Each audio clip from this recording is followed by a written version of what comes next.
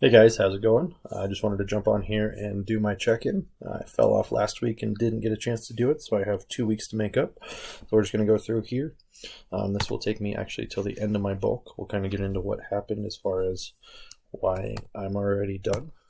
So going back to the 31st, just entering macros because I just stayed consistent with my weight and then tracked on my phone. So we need to go ahead and enter all this data in and see how we did leading up until what was it? We started yesterday was our new macros and stuff like that. So November 1st. So what I ran into is after about 10 weeks, so around this week, I started running into not having any more hunger cues. So when we're in hypertrophy phases and we're forcing ourselves to eat to bulk and try to gain size, there will just come a time when our body goes, fuck you, and doesn't want to grow anymore. And I think I hit this probably about 2 weeks ago. So I tried to push through this week, which I was still doing pretty good on in this week. But last week, I just kind of hit a roadblock. And instead of just forcing it because I'm not competing for anything, and I'm just doing this for body composition and, aesthetics basically, or basically have more tissue for getting stronger, I went ahead and said, we'll switch gears. So cut calories down a little bit, more closer to maintenance, and transitioning more to a strength training phase where food is not going to be as big of a priority. So, so we'll lead up to here. I even had a day where I missed weight. That apparently was the day I stopped tracking all the other indicators. So last week was not the best week. Definitely fell off in a few different ways. So 206. So as you can see, this first week of November, I was still doing decent on a lot of these macros. It wasn't really till I think last week when I really hit a wall, and it was sudden and unexpected. 86, 166. That must have been a cheat day. Let's see. 264 overall. I think I was able to gain about 3 pounds of lean tissue though. So on a bad day, when I had bad food, I was up to 219. On my good days, so like that day was right after a cheat day, 219. On better days, I'm down to 213, 212. So about 2 to 3 pounds of lean tissue that I was able to acquire in about 12 weeks. So that's pretty realistic expectation. Not, oh, I gained 10 pounds of muscle in 12 weeks, because we all know that's horse shit. Let's see.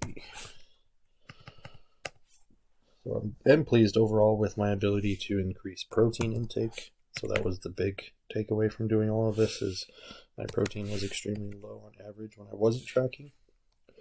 So not only am I in the habit of tracking again, but on average my protein has increased quite a bit. Let's see, 244, 480. So as you can see, last week my average protein was down a little bit, whereas the week before I was hitting 300 a couple days. Last week I had to force it to get to 250. So that's when I decided to listen and follow along with what my body wanted, which was not eating. It's weird when you get to the point and you just don't have hunger cues anymore. You're like, oh, I think I'm supposed to be hungry.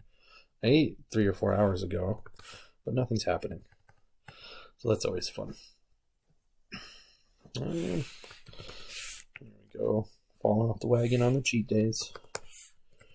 But even still, you can see that my average is still close to 200 almost every day. So that's a big improvement over on good days. I was at 150 before. 97. Okay.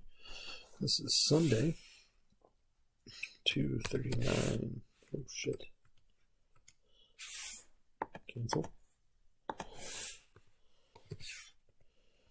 239, 361, and 169.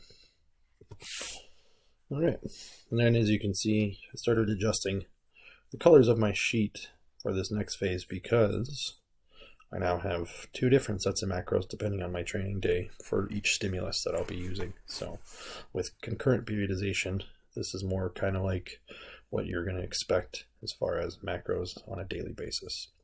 So we'll review the last 2 weeks, see what happened here as far as if I was doing well or not. I have to grade myself for 2 weeks. This will be good.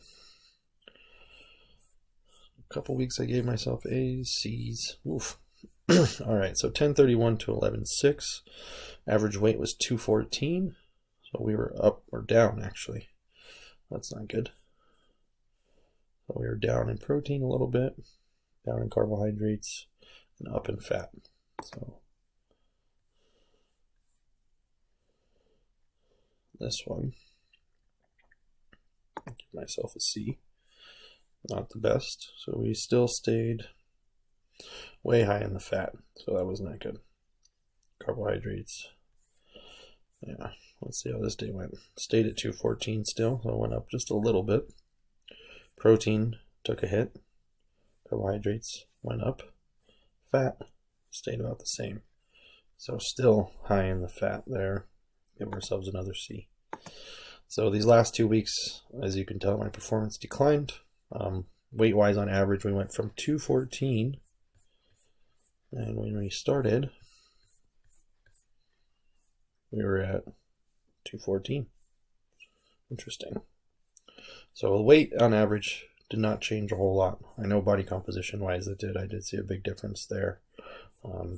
Average protein went from about 170, even 150 1 week, to we got 236. So added about 50 grams of protein on average. Carbohydrates went up. Fat percentage went down, so we were really high there in the beginning, right? We're at 29, so we dropped that by 5%. So overall, positive changes. I think body composition wise, there's definitely a noticeable difference, especially I can see it in my midsection. So although the scale did not move like I thought it did, because of some days where it was up and other things like that, but overall, solid work. So this is just kind of a rundown to show you, tracking can be done for something as short as 12 weeks to make it even have lasting changes on what you're doing. So it's not a forever thing. It's just something you want to do to kind of get everything organized and understand how to meet the goals that you're looking for. And then once you get a handle on it, the need for tracking becomes much less. So if you're interested in nutrition coaching or anything like that, feel free to click the link in my bio and apply today. Thanks.